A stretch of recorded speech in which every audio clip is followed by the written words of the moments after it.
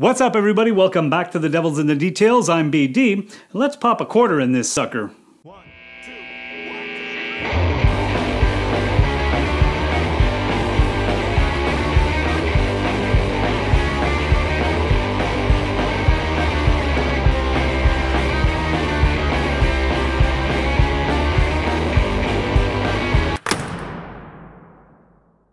Video games have become a $20 billion a year industry, but where did it start and when? Would you believe me if I told you that the same man that helped invent the nuclear bomb is the same person that created video games? In 1958, a man named William Higginbotham was working for the Brookhaven National Laboratory in Long Island, New York as head of the instrumentation division. He's largely referred to as the grandfather of video games. He created a computer game called Tennis for Two for the laboratory's annual exposition. It was a tennis simulator displayed on an oscilloscope. The game is credited with being one of the first interactive analog electronic computer games to use a graphical display. The game took Higginbotham only a few weeks to complete and was a popular attraction at the show. It was such a hit, in fact, that Higginbotham created an expanded version for the 1959 exposition. And the line for Tennis for Two went around the gym floor and out the building. People waiting to play for 30 seconds. This version allowed the gravity level to be changed, so players could simulate tennis on Jupiter and the Moon. Higginbotham never patented Tennis for Two, and it's probably a good thing that he didn't seek out a patent. Given his current employer, the game would have belonged to the government. Higginbotham remained little interested in video games, preferring to be remembered for his work in nuclear non-proliferation. Shortly after Higginbotham's Tennis for Two was created, in 1961, an MIT student and pioneering hacker named Steve Russell spent 6 months tapping into a $120,000 computer at MIT to create a punch card-driven video game called Space War. The game spread to universities across America and on an earlier version of the internet. But considering that it was being played on such an expensive computer, there was no way it was going to be available commercially, not for a while anyways. And just like Higginbotham, Russell did not bother securing a patent for his game. So if Higginbotham was the grandfather of video games, then who was the father? Well, that would depend on who you ask, but certainly one of the founding fathers of the video game industry would be Rudolf Heinrich Baer, a German-born American inventor, game developer, and engineer. Although born in Germany, he and his family fled to the United States before the outbreak of World War II. Once in the US, he would change his name to Ralph H. Baer, and then later served the American war effort. Afterwards, he pursued work in electronics. Baer is considered by many to have been the inventor of video games, specifically of the concept of the home video game console. In 1951, while working at Laurel, an electronics company, he proposed the idea of playing games on television screens. His boss didn't agree, and rejected the notion. But the idea never left him, and came back to him in 1966 while working at Sanders Associates. He wrote a 4-page proposal with which he was able to convince one of his supervisors to allow him to proceed. He was given $2,500 and the time of 2 other engineers, Bill Harrison and Bill Rush. They went on to develop 8 hardware prototypes. The last 2 were the Brown Box video game system and its extension. They named it the Brown Box because of the brown tape in which they wrapped the units to simulate wood veneer. Baer recounted that in an early meeting with a patent examiner and his attorney to patent one of the prototypes, he had set up the prototype on one of the televisions in the examiner's office, and within 15 minutes, every examiner on the floor of that building was in that office wanting to play the game. He knew he had something. Concept was this: 40 million TV sets out there in the US alone. If I could hit 1% of that, that's 400,000, and attach some gadget to 400,000 sets. I got a business. He began seeking a buyer for the system, turning to various television manufacturers who basically didn't have any interest in the unit.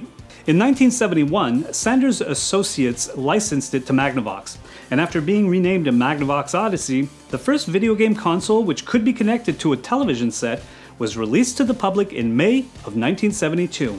And although it was one of Sanders' most profitable lines, selling over 340,000 units, many people at the company still looked down on game development. Baer also contributed to the development of other consoles and consumer game units. He is also credited for creating the first light gun and game for home television use, sold group with a game expansion pack for the Odyssey, and collectively known as the Shooting Gallery. The light gun itself was the first peripheral for a video game console. In February 2006, he was awarded the National Medal of Technology for his groundbreaking and pioneering creation, development and commercialization of interactive video games, which spawned related uses, applications, and mega industries in both the entertainment and education realms. He would go on to create the basis for the first commercial units, among several other patented advances in video games and electronic toys. But it wasn't until Atari's arcade game Pong popularized video games that the public began to take more notice of the emerging industry.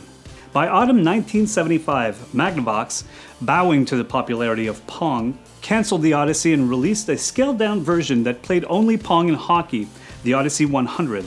A second, higher-end console, the Odyssey 200, was released with the 100 and added on-screen scoring up to 4 players and a third game called Smash.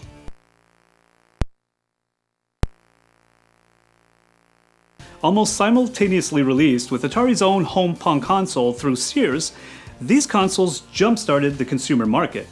During this time, many other electronics companies started flooding the market with cheap or inexpensive games that, although they looked different externally, they were all still playing exactly the same games internally. Only a few companies continued to push the envelope like newcomer Coleco, Magnavox, and Atari. And that's where Nolan Bushnell comes in. In 1969, Bushnell and colleague Ted Dabney formed a company named Syzygy, with the intention of producing a clone of Steve Russell's Space War, renaming it Computer Space. Dabney built the prototype and Bushnell shopped it around, looking for a manufacturer. They made an agreement with Nutting Associates, maker of coin-up trivia and shooting games, who produced a fiberglass cabinet for the unit that included a coin slot mechanism. Computer Space was a commercial failure.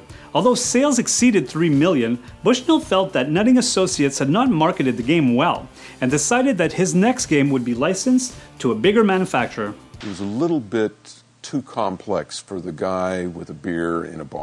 In 1972, Bushnell and Dabney set off on their own and incorporated under a new name, Atari. They opened an office in Sunnyvale, California, contracted with Bally Manufacturing to create a driving game, and hired their second employee, engineer Alan Alcorn. Shortly thereafter, Bushnell and Dabney parted ways. After attending a Burlingame, California demonstration of the Magnavox Odyssey, Bushnell gave the task of making the Magnavox tennis game into a coin-op version to Alcorn as a test project. He told Alcorn that he was making the game for General Electric in order to motivate him, but in actuality, he planned to simply dispose of the game. Alcorn incorporated many of his own improvements into the game design, such as the ball speeding up the longer the game went on, and Pong was born. Pong proved to be very popular. Atari released a large number of Pong-based arcade games over the next few years as the mainstay of the company.